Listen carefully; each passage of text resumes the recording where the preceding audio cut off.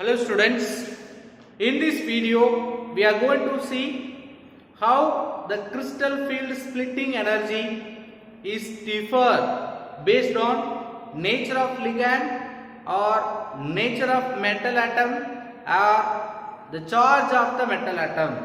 So usually the crystal field splitting energy will vary depends upon nature of ligand.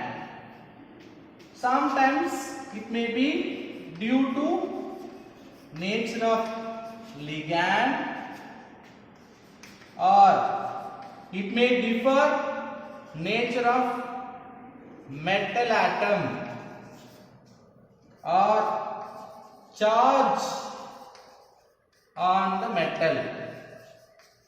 So based on these three factors, we may get different crystal field splitting energy. So in this class we are going to see how the crystal field splitting energy differ based on different ligands. That means depends upon nature of ligand. Right. To understand, we are going to take a octahedral complex with titanium 3. So titanium 3 metal.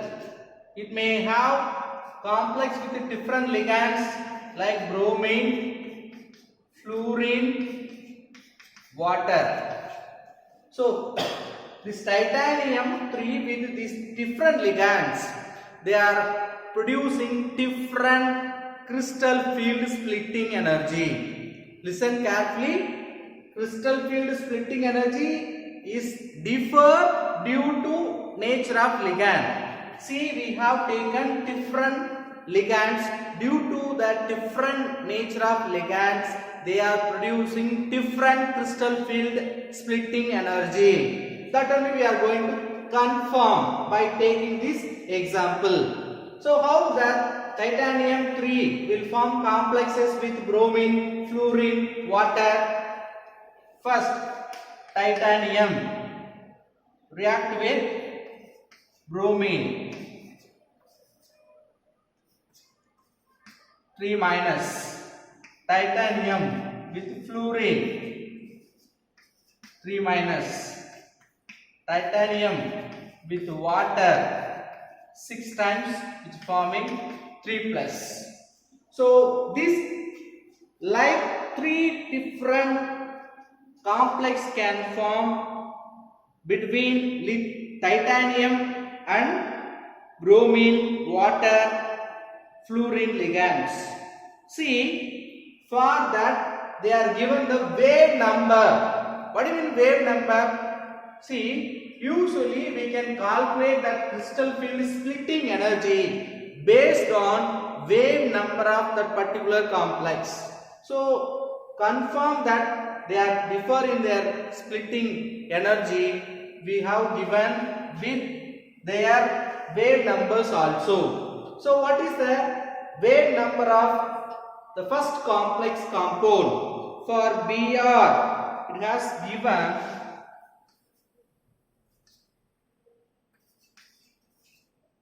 globe simply centimeter inverse. So what is the wave number for first complex? 12,500. The next one is 19,000.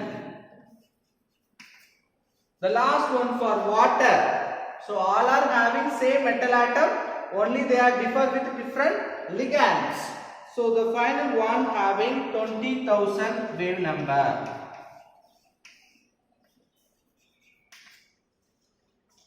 So basically by using that wave number we can calculate the crystal field splitting energy. So the relation between crystal field splitting energy and the wave number we can bring it. So what is the relation? So this is nothing but the crystal field splitting energy of octahedral. It may be equal to h mu. Here h nothing but Planck constant. Mu is nothing but wave number. not wave number, mu is frequency. That frequency mu value you can apply. Mu value is nothing but velocity of the light divided by wavelength of the light. See, mu naught we are equal with Planck constant mu. Mu means frequency. That frequency is equal to c by lambda. Now apply this value in the previous one. Delta naught is equal to h. The place of mu you can apply c by lambda. C velocity, lambda wavelength. Now you have to remember 1 by lambda value is nothing but mu bar. That is called wave number.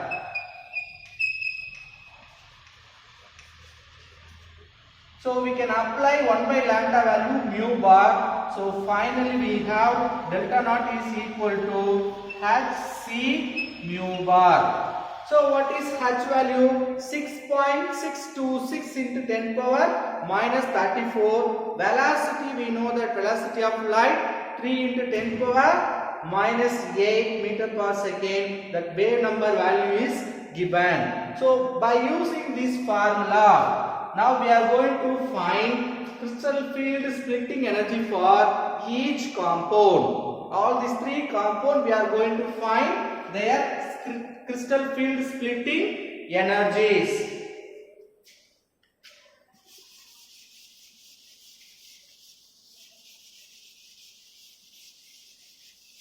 Let us take first compound, titanium hexabromide compound. For this compound, how much wave number mu bar is given? 12,500 centimeter inverse. Right. What's the formula between the crystal field energy and wave number? Delta naught is equal to final equation h c mu bar.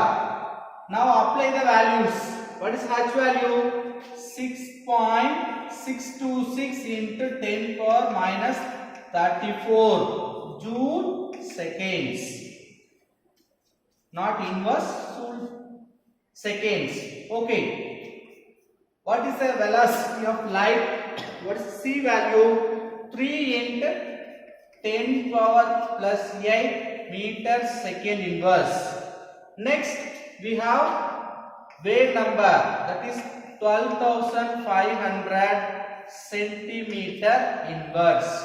So we have converted, applied everything. Now you just listen. This wave number alone given the centimeter inverse, remaining all are given in meters. For that we can convert this into meter inverse by multiplying 10 power 2. Okay. If you simplify these values, we will get the value 248475. You have to simplify with the power 10 power minus 24 joules. This is our delta naught value. Now we can simplify this into kilojoules. How do you convert into kilojoules? By multiplying or by dividing with 1000. If you divide again, you have to add 3 minus. So delta naught 248475 10 power minus 27 kilojoule. Now you just listen. We have nearly 6 digits. Usually we can bring for 1 digit. So 2 point if you write, it is becoming 10 power 5, 10 power minus 27 kilojoule. Now you simplify this one, plus 5 minus 27. So 2.48475 10 power minus 22 kilojoule. So this is the final value for this complex. Still more, we have to convert this value per mole. per 1 mole you have to calculate. For that we are multiplying this value with Avogadro number. What is Avogadro number? 6.023 into 10 power 23. So if you multiply, you will get the final value delta naught 149.4 kilojoule mole inverse. So for first complex we found delta naught value 149.4 kilojoule mole inverse. Now you just write for the first complex how much we got? 149.4 kilojoule mole inverse. Let us find the same way for second complex.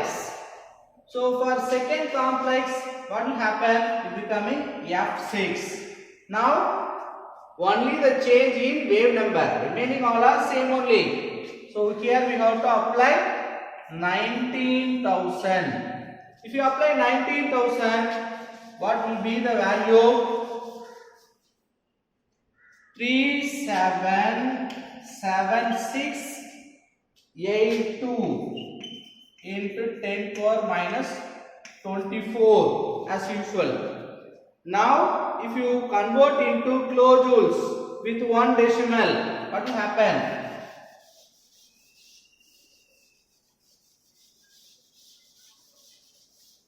If you want to convert into kilojoules, 10 power plus 3 you minus 3 again you want to add, it becomes 10 power minus 27. Then if you write with 3.77682, finally you will get minus 22 joule, kilojoule. As usual you have to find for 1 mole. Per mole you have to calculate. So you have to multiply this final value with Avogadro number. If you multiply with Avogadro number, we will get the final delta naught value for this titanium hexafluoro compound. What is the value? 227.7 kilojoule mole inverse.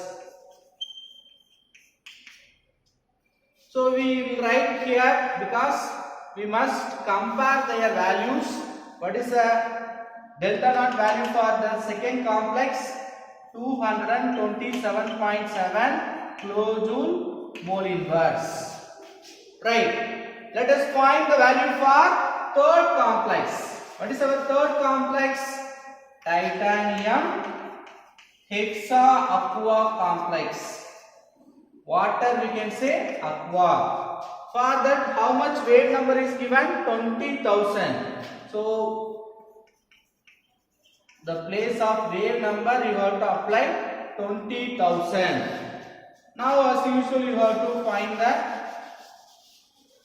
calculation. If you multiply you will get 397560 into 10 power minus 24 joules.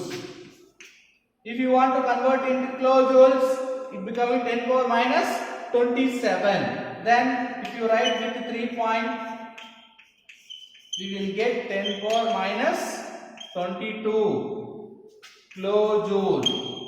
You want to convert for 1 mole per mole. So we are multiplying with Avogadro number. So the finally 239.7 kilojoule mole inverse. So what is the value for the final one? 239.7 kilojoule mole inverse. So 3 complex we have taken with the same central metal atom, different ligands. First one bromine, second one fluorine, third one water. Due to the different ligand, even though same central metal atom, we got different wave numbers. By applying the wave number value in this delta naught value, we form different delta naught value for all these 3 complexes. Let us compare their values. We can find they are depends upon nature of ligand. So all are delta naught values. So first compound 149, second compound 227, third compound 239. All are different values. Which one is having highest value? Water. If you use the ligand water, it only having highest crystal field splitting energy. Then fluorine 227. Then we can say bromine 149. So by comparing this value, we can make the ligand order which is making the crystal field splitting energy. Listen, which one having more reactive or more powerful ligand, or which one is making more crystal field splitting energy? Water. Followed by water, fluorine. Next to the fluorine we have bromine. So we brought a order of ligand towards this titanium. So in this octagonal complex, if you use these three different ligands, based on the nature of ligand, it will produce different crystal field splitting energy. Okay, so this is the way we can have all the ligand in a sequence. That is very important sequence. Listen. So the beginning one, iodine minus, then bromine, then SCN minus, next to that chlorine minus, next to the chlorine we have OH group,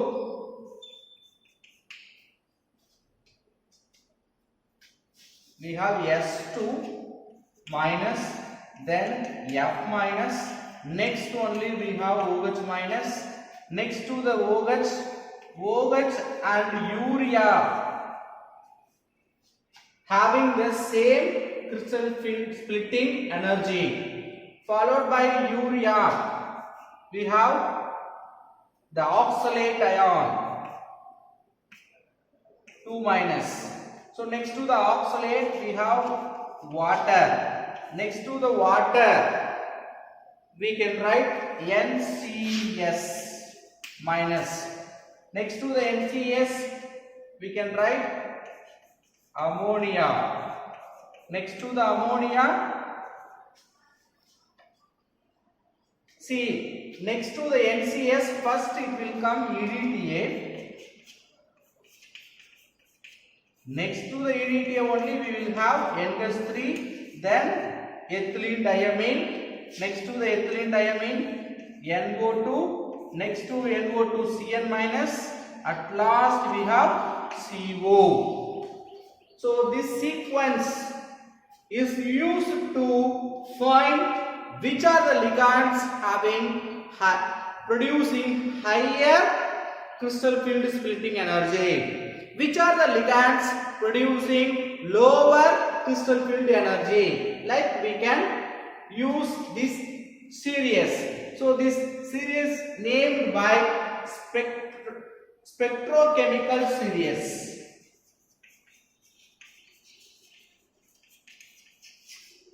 What is the name of this series? Spectrochemical series. So by using this spectrochemical series, we can find the nature of ligand which is used for different crystal field splitting energy.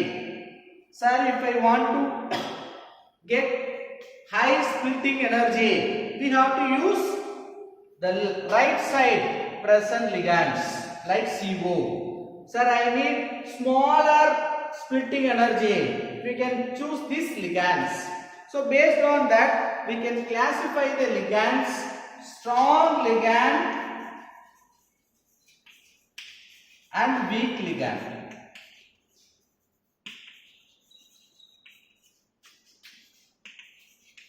Which is called strong ligand?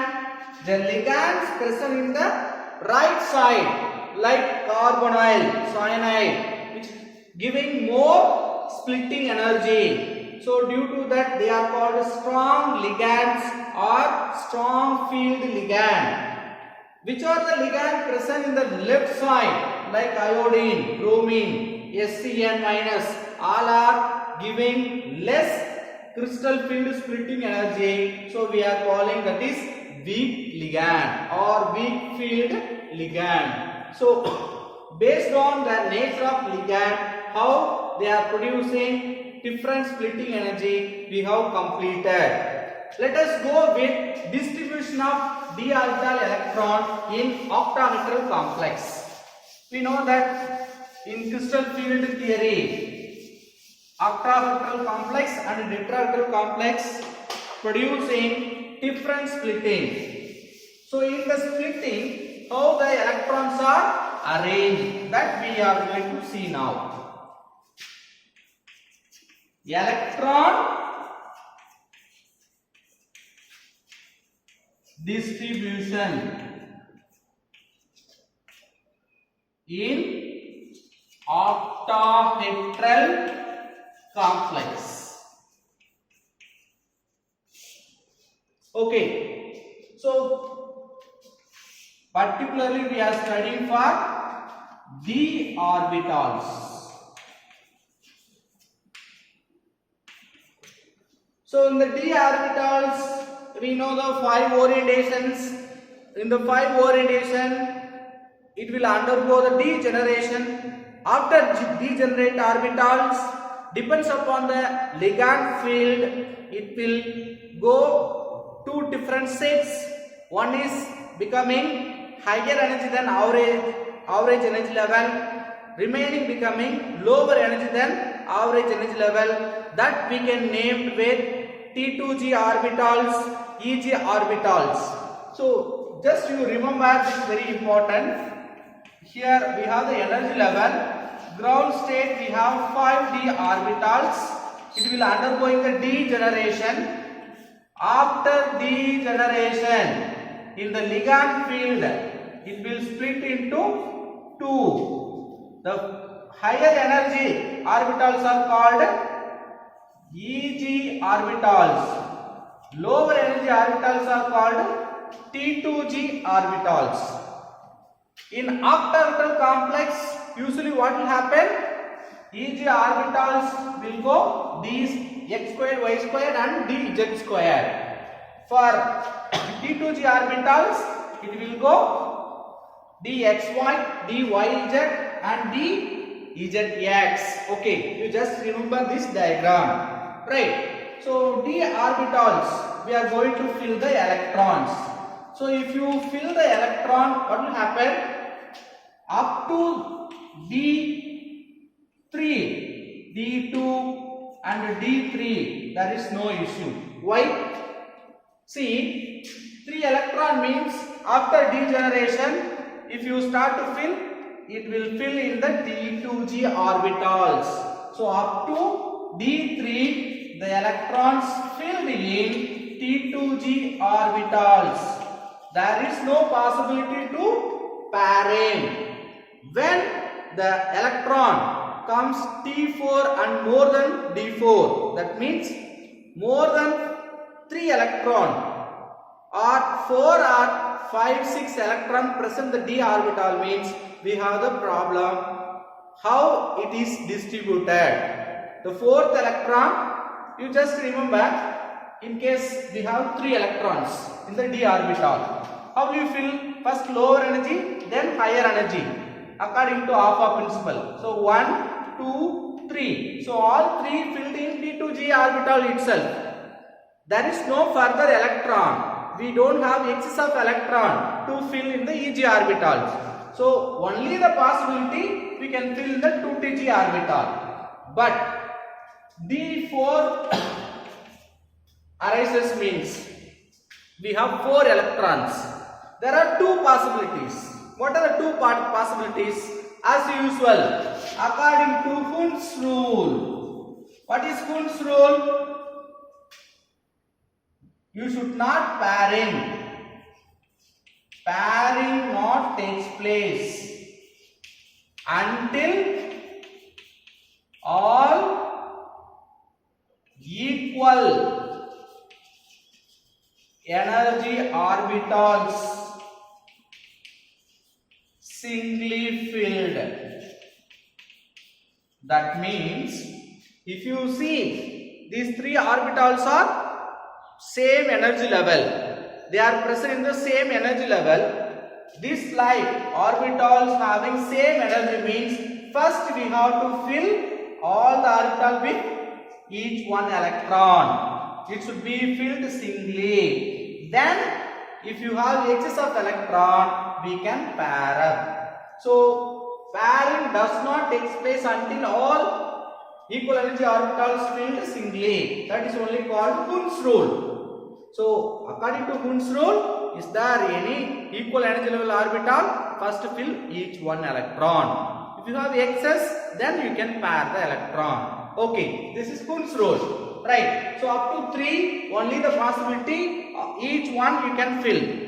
There is no extra electron to pair up, or it is going for Eg orbitals. Now look at this D4. In the D4 we have 4 electrons. As usual, we can start with T2G orbital. 1, 2, 3. I have one more. That 4th electron I can fill in the same D2G orbital, first orbital, as a paired electron. I can pair up the electron. Or what is the another possibility? I can fill that 4th electron in the Eg orbital. So is there D4 or D5 electrons or D6? We have to decide.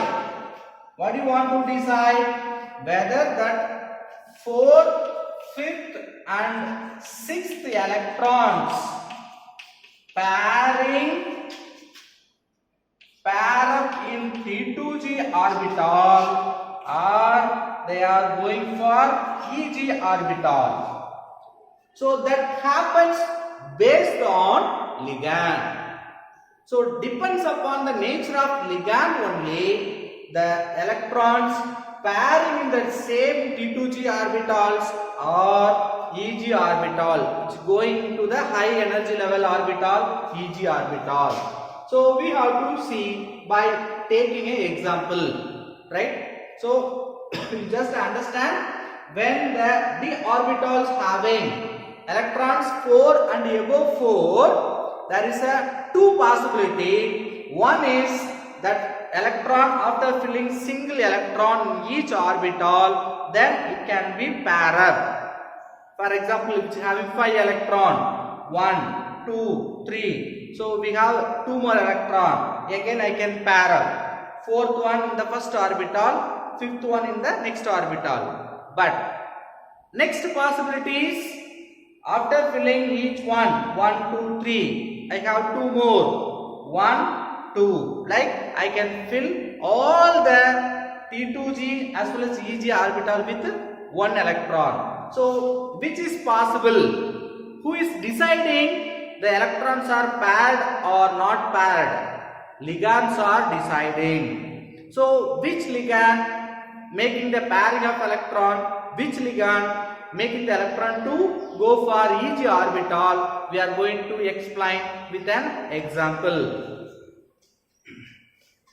So here we have to know one more relation, that splitting or distribution of electron also depends upon 2 energies. One is crystal field splitting energy, that is delta naught. What is delta naught? Crystal field splitting energy.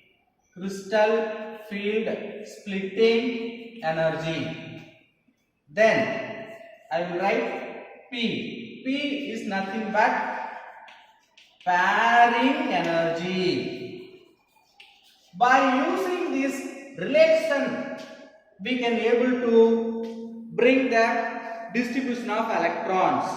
So here we are going to bring a relation between crystal field splitting energy and pairing energy. If delta naught is greater than that of P, what will happen? pairing will take place. Listen, when the pairing will take place, delta naught, crystal field splitting energy is more than that of pairing energy. In case delta naught less than that of P, pairing energy, electrons filled in Eg orbital, or pairing will not take place in P2G orbital. Actually, we are studying whether the electron will paired here or it will go for Eg orbital. For that, we have a relation. What is the relation? Delta naught and P value. What is delta naught value? Crystal field splitting energy. What is P? Pairing energy. So, if you know these two values, you can find whether the electrons are paired in T2G orbital or it is going for Eg orbital. Okay, right. We can take an example. By knowing that example, by taking example, we can understand which type of electron distribution will take place. For that, we are going to take ion complexes.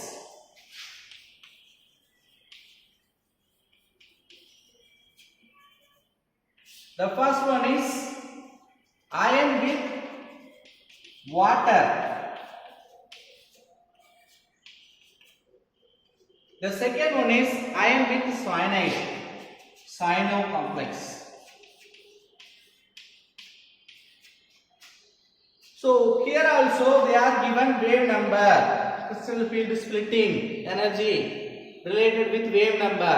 Already we have found for titanium complexes, right? So wave number, or straight away they are given their wave number. For FeH2O6, they are given delta naught value, not wave number. The delta naught value for this complex is given, that is nothing but 14,000 centimeter inverse. Okay. Listen carefully. Wave number correspond to delta naught. Actually, that is not a delta naught, wave number only.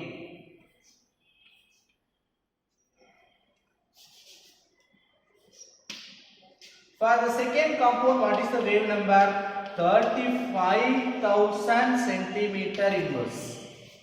Okay, these are the given data. We have taken two complex with the same centimeter atom, different ligand. Their wave numbers are given. Okay, right. Then for iron 3 plus pairing energy. What is pairing energy? P value also given, that is nothing but 30,000 centimeter inverse. What is the pairing energy for 3 plus ion? Fe3 plus, very important. Both complex, what is the charge of ion? Plus 3 plus 3. So both having Fe3 plus oxidation state. So which having the pairing energy 30,000 centimeter inverse. Okay, sir. What is the electronic configuration of ion? So we know that 3D ion 3D6 4s2. If you remove 3 electron, because Fe3 plus means which lost 3 electron in the outer orbital, valence orbital. 3 electron we have to remove. So 2 from s orbital, 1 from d orbital. So remaining we have 5 electrons.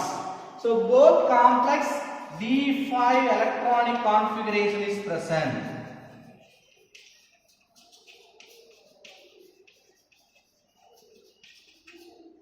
Both having Fe3 plus, both having d5 electronic configuration. So we have 5 electrons.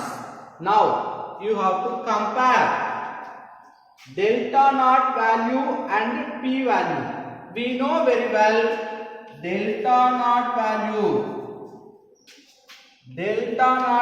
is greater than P means pairing will take place.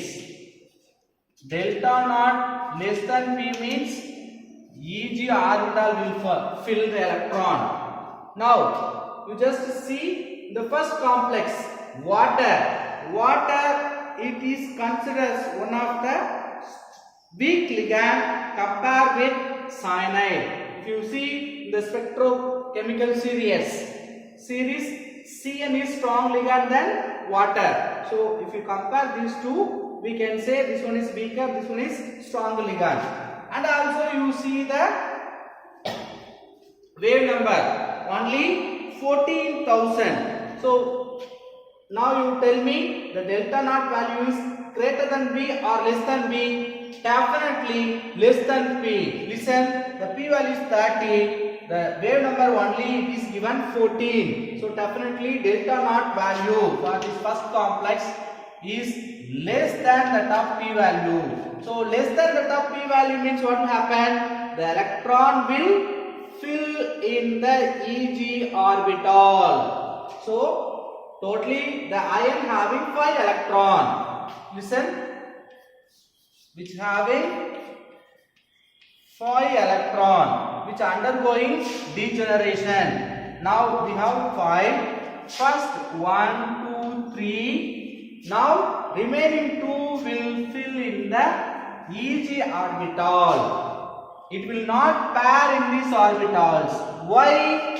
You see the pairing energy value, P value. It is greater than that of delta naught value if you apply mu bar value. If you apply this wave number, definitely the delta naught value is less than the top P value. Less than the top P means we know already the remaining electron. After filling each one electron, remaining electron will go for higher energy orbitals, Eg orbital. So it will not pair the electron. Simultaneously, you see the second compound. In the second compound, what happens? FeCN6. 35,000 wave number. What is the pairing value? Pairing energy value 30,000 only. So we will get positive value for delta naught. So delta naught for the second compound, delta naught will be greater than P value. Delta naught greater than P value means pairing will take place. Then after filling each one electron, the fourth and fifth electrons. Fourth and fifth electron undergoing pairing in T2G orbitals. So this we can explain. Now both compound we have to write the electronic configuration. For this compound, what happened? T2G have 3 electron. Then Eg had 2 electron for first complex. Second complex, T2G having all 5 electron, Eg having 0 electron. Why, sir? In the first case, 3 electron filled in the T2G orbital, remaining 2 filled in the Eg orbital. So what is the electronic configuration? T2G 3, Eg 2. But if you take for second complex, all the 5 electron filled in the T2G orbital. So T2G5, Eg0, like it will have the electronic configuration. See, anyway we have completed by using this example, which are the compound paired electron, which are complex not paired electron. But in generally, we have a formula to find the pairing or electron distribution of electron in d orbitals. What's the formula? By using crystal field stabilization energy, not splitting energy, CFSE, crystal field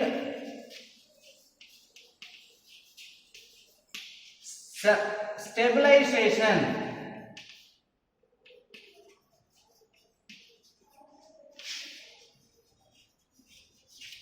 So crystal field stabilization energy is used to find the electron distribution. So how do you write the formula? What's the definition for crystal field stabilization energy? How will you find the difference between electron field, the electronic configuration of ligand field minus or difference ligand field and isotropic field or barycenter.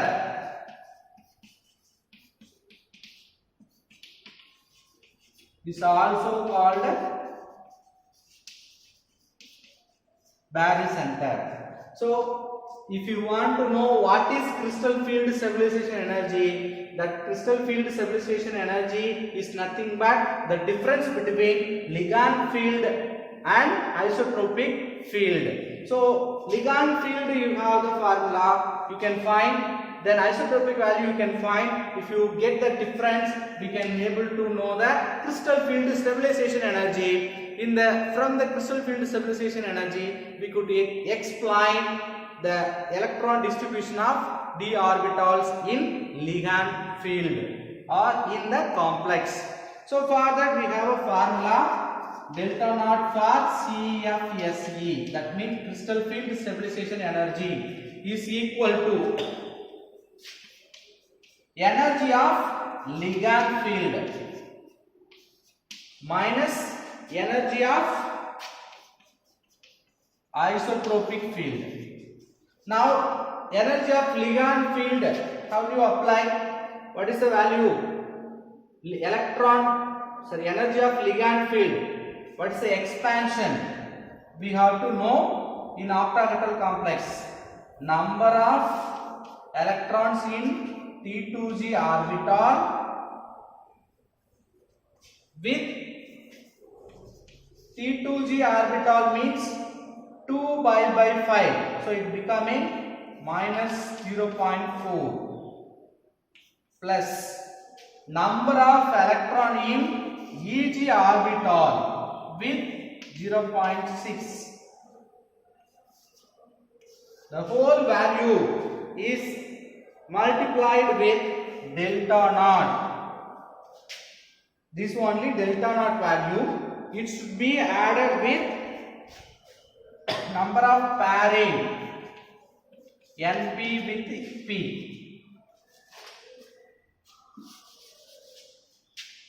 So the whole formula for what? Energy of ligand field. If you want to find energy of ligand field, all those things you have to know. Minus energy of isotropic, how will you write? Number of electron in pairing. For differentiation, NP dash with P. NP dash P. This another. This term explains energy of ligand field. This term explains energy of isotropic field. Right? You just remember, this is not a big formula. N T2g, nothing but number of electrons in T2g orbital. We have drawn to T2g, Eg, no. In this, how many electrons are there? If you count that value. Now, how much is it? Is decreased in value. 2 by 5. If you get to minus 2 by 5, it is nothing but 0.4. Okay. Next, NEG, number of electron in EG orbitals. How will you find the 0.6? That is 3 by 5. It is in plus value. So plus 0.6.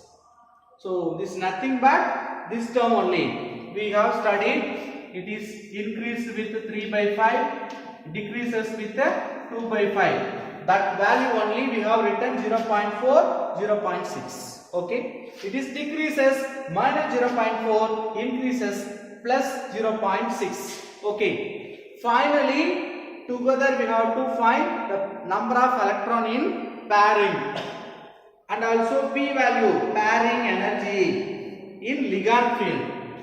Pairing in ligand field, number of electron in ligand field and pairing energy in ligand field. That means what? In the presence of ligand, how many electrons are present? then how many electrons are paired? Okay, then isotropic means that is nothing but which does not have any ligand. Without ligand, how it is arranged? In that, how many electrons are paired? Their energy, that is only given. Okay, so by using this formula, we could be able to find electron distribution by using this crystal field stabilization energy. So we have given with two examples. That two examples we will see in the next class. Thank you.